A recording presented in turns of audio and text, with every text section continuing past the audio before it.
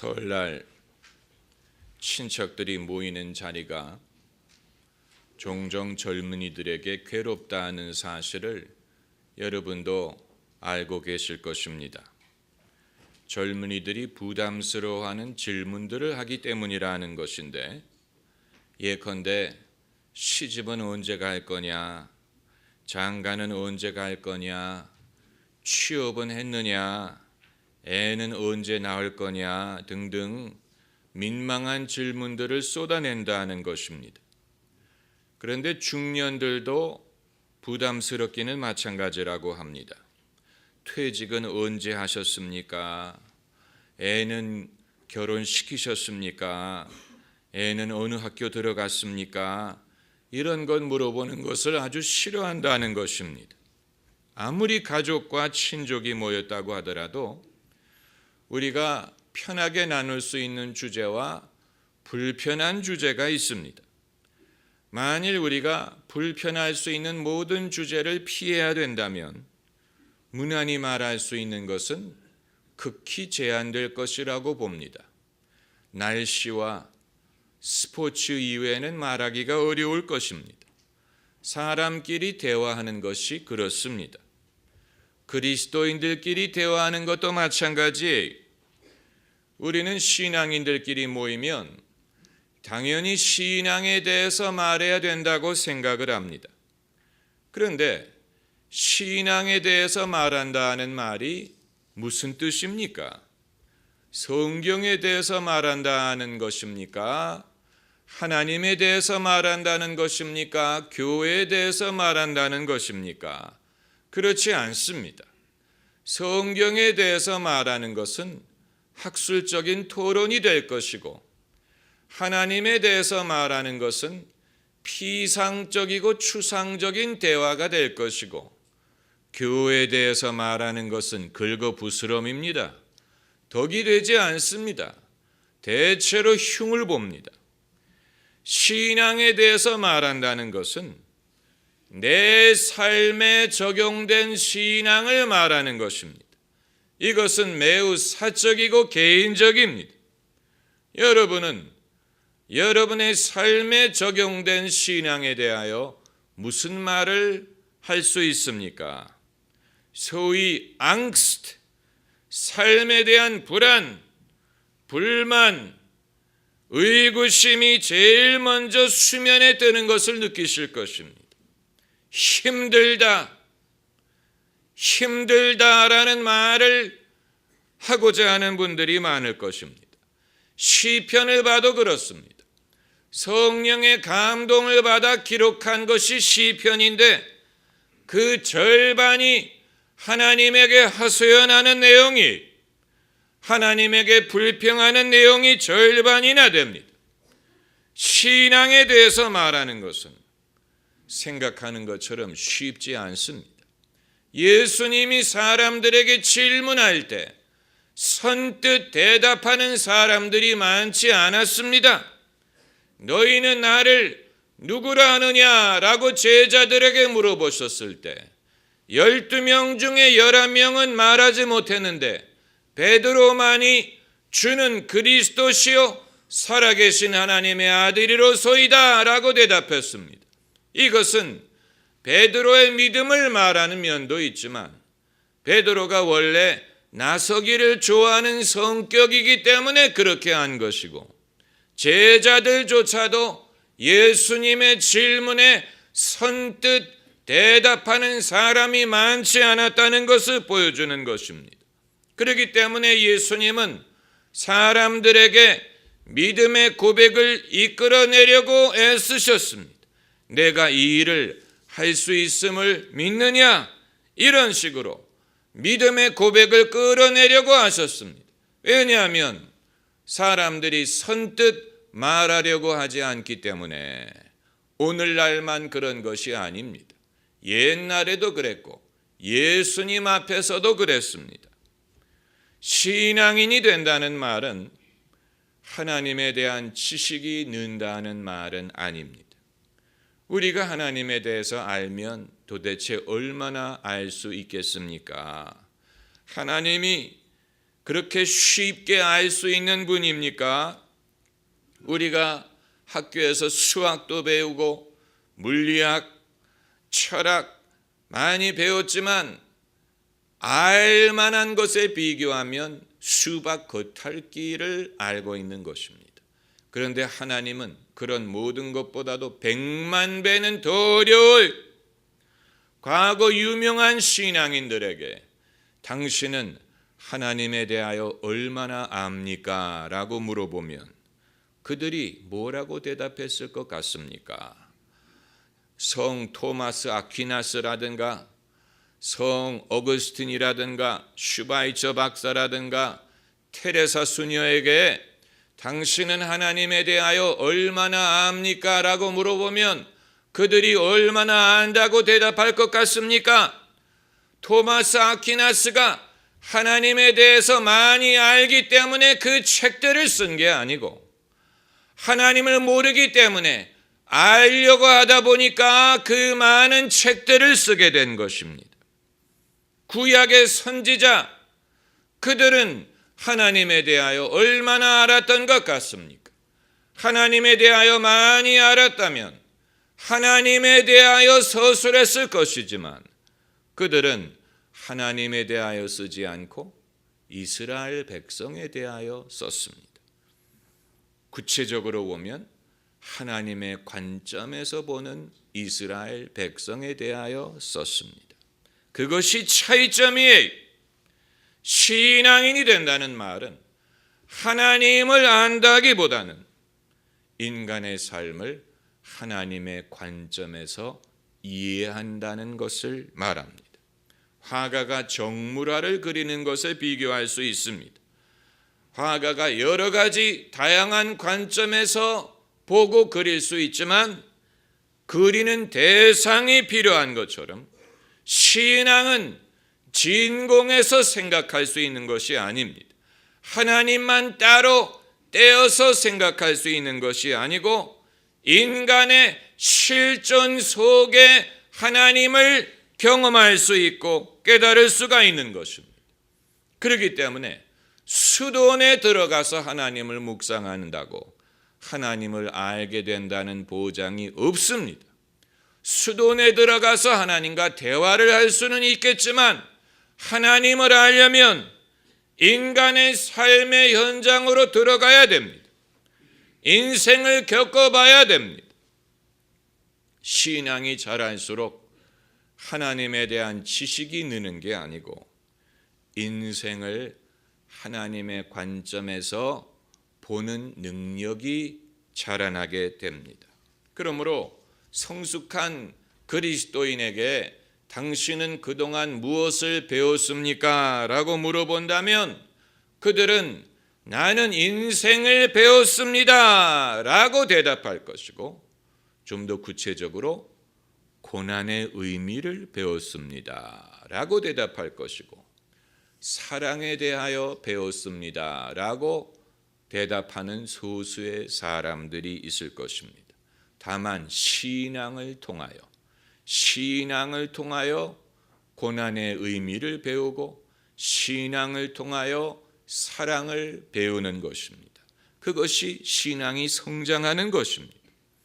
인류가 남긴 위대한 문학 작품 중에 가장 뛰어난 문학 작품은 신앙적인 컬러가 현저하냐 그렇지 아니하냐로 분류하는 것이 아니고 인생을 얼마나 잘 이해하고 해석하느냐를 가지고 분류합니다. 특별히 인간의 고난의 문제와 고난 중에 인간이 무엇을 소망할 수 있느냐를 제시할 수 있다면 그것은 훌륭한 문학 작품인 것뿐만이 아니고 훌륭한 신앙 작품이에요. 다시 말하면 신앙적인 작품이 되기 위하여 집사님, 권사님, 할렐루야, 아멘을 포함해야 되는 것이 아니라는 얘기예요. 그리스도인이 소설을 쓴다고 할 때 굳이 나는 기독교적인 소설을 쓰겠다라고 해서 그렇게 되는 것이 아니고 마음에서 우러나오는 것을 쓰면 그것이 기독교적인 작품이 될 수 있습니다. 왜냐하면 진실한 신앙은 삶 속에 녹아있는 것이지, 신앙적인 어휘를 동원한다고 그것이 신앙적인 내용이 되는 것이 아니에요. 구약 성경에는 그런 작품들이 많아요. 욥기가 그렇고 룻기가 그렇습니다. 이 두 책은 거대 담론을 논하지 않고 한 개인의 인생 경험 속에 경험한 하나님에 대하여 서술한 책이에요. 거대 담론을 말하지 않았어요. 인류의 역사라든가 세상이라든가 이런 것에 대해서 말하지 않고 한 개인의 경험에 경험한 하나님을 말했는데, 그것이 우리 모두에게 주시는 하나님의 귀한 말씀이 될 수가 있는 것입니다.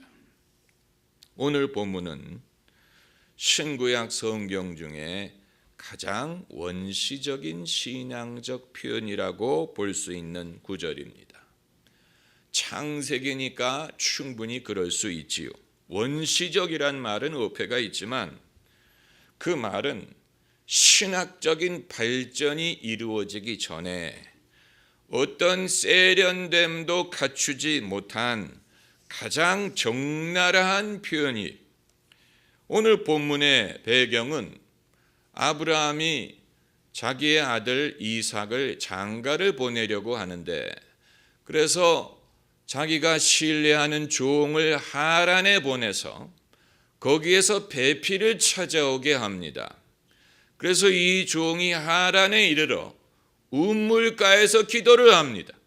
하나님, 이제 처녀들이 물을 기르러 나오게 되는데 만일 내가 어떤 처녀에게 내게 물을 달라 했을 때 그 처녀가 내게 물을 주는 것뿐만이 아니고 짐승들이 마실 물까지 길어주면 그 처녀가 하나님이 짝지어 주신 처녀로 알겠습니다 라고 말을 마치기도 전에 리브가가 걸어 나왔어요. 리브가는 아름다운 소녀요, 남자와 같이 있어 본 적이 없는 처녀라고 했습니다.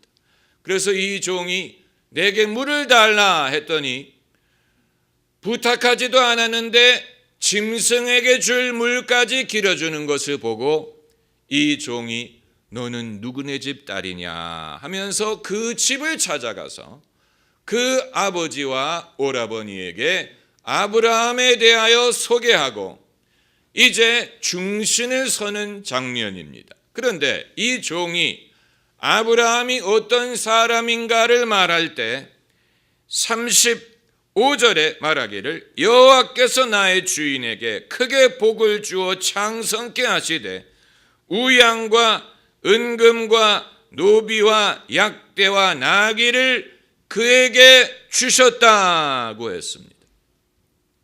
하나님이 복을 주셨다는 것을 그냥 추상적으로 말하지 않고 구체적으로 하나님이 그에게 주신 것들을 나열했습니다. 우양과 은금과 노비와 약대. 오늘날 이런 식으로 말하는 사람들이 몇 명이나 있을지 모르겠습니다. 아마 우리 성도님들 중에는 없을 겁니다. 그런데 다른 교회 성도들 중에는 그렇게 말하는 사람을 제가 봤어요. 남가자동에서 내노라 하는 부자고 건물이 몇 채고 뭐 장로다 이렇게 말하는 것을 들은 적이 있습니다. 오늘 이 말씀은 제가 기도하는 중에 성령이 떠오르게 하신 성경 구절입니다. 제가 기도하는 중에 하나님께 여쭤봤습니다. 제가 하나님에게 무슨 복 받기를 기대할 수 있습니까? 사람들이 하나님에게 도대체 무슨 복을 받기를 기대할 수 있습니까? 라고 여쭤보는 중에 성령이 이 구절을 생각나게 하셨습니다. 여러분, 아브라함의 종이 이 말을 한 것은 아브라함을 잘 보이게 하기 위하여 이렇게 말을 한 것도 있지만 이것은 성령의 영감으로 말한 것이고, 그것을 창세기에 기록한 것은 우리에게 주시는 메시지가 있기 때문이에요. 아브라함이, 이 종이 말하기를 아브라함에게 우양과 은금과 약대와 노비가 많습니다 라고 말한 게 아니고, 여호와께서 우양과 은금과 노비와 약대와 나귀를 그에게 주셨다라고 했어요. 아브라함에게 이 모든 것이 많을 수 있던 이유는 하나님이 주셨기 때문이에요. 여러분, 하나님이 우리에게 무엇을 주실 것인가를 때로는 구체적으로 생각할 필요가 있습니다. 하나님은 우리에게 많은 것을 주십니다. 아브라함에게 이것만 주신 게 아니에요. 이 종이 하란에서 하고 있는 이 일도 하나님의 일이에요.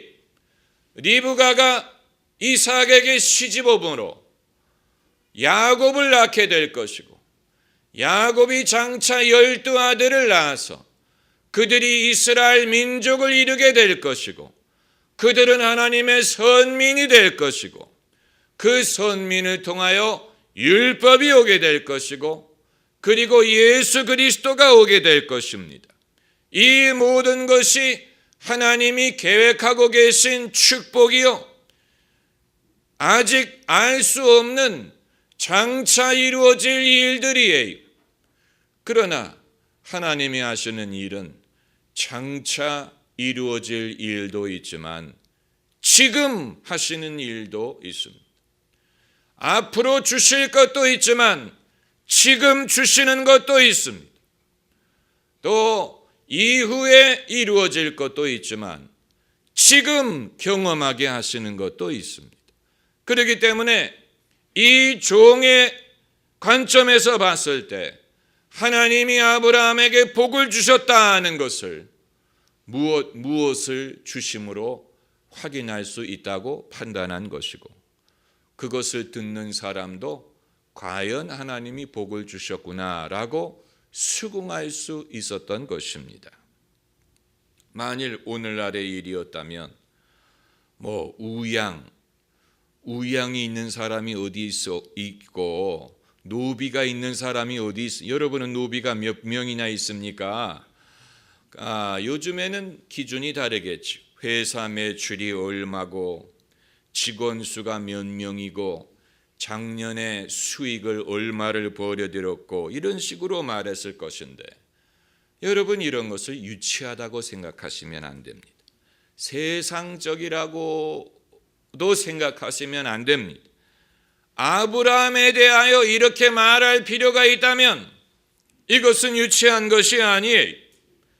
하나님이 주시는 복을 이런 식으로 묘사해야 될 때가 있는 것입니다. 하나님이 우리에게 우양이든 은금이든 노비든 약대를 주지 않으리라고 생각하면 안 됩니다.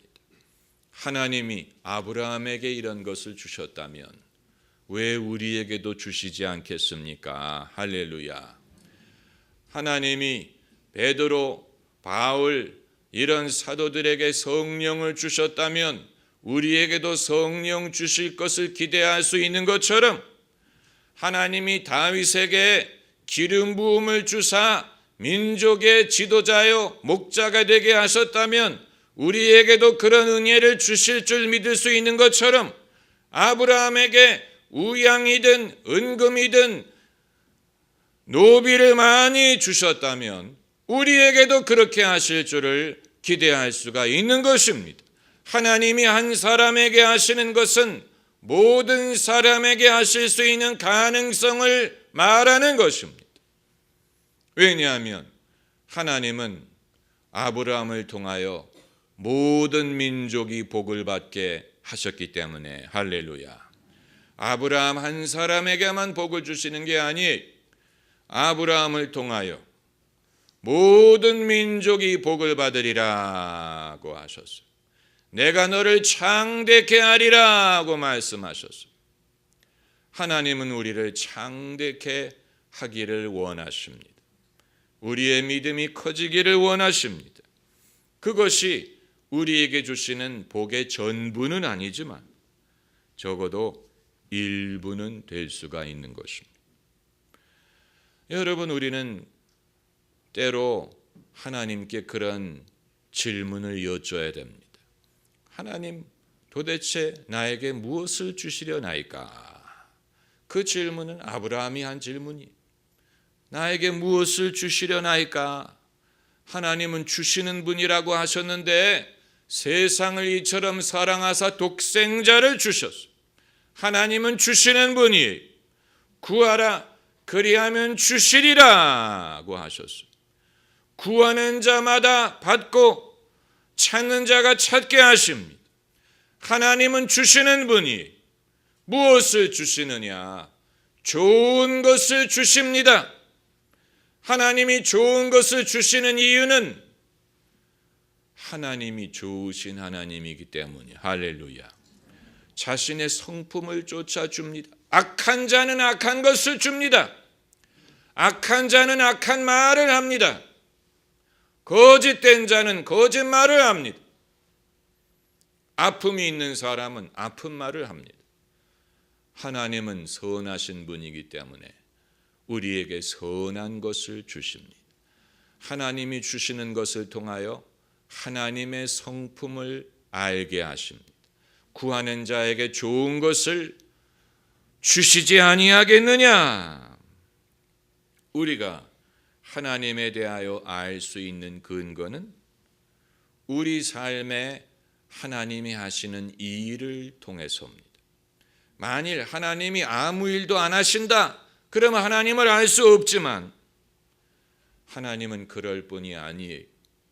당신의 성품과 섭리를 쫓아 많은 일을 하시고 이미 하고 계시고 그 일은 좋은 일이 당신의 백성들에게 복을 주십니다. 복의 근원 강림하사 은금, 우양, 노비, 약대, 나귀 그리고 자녀를 통하여 그 일을 이어가게 하실 것입니다. 기도하십시다.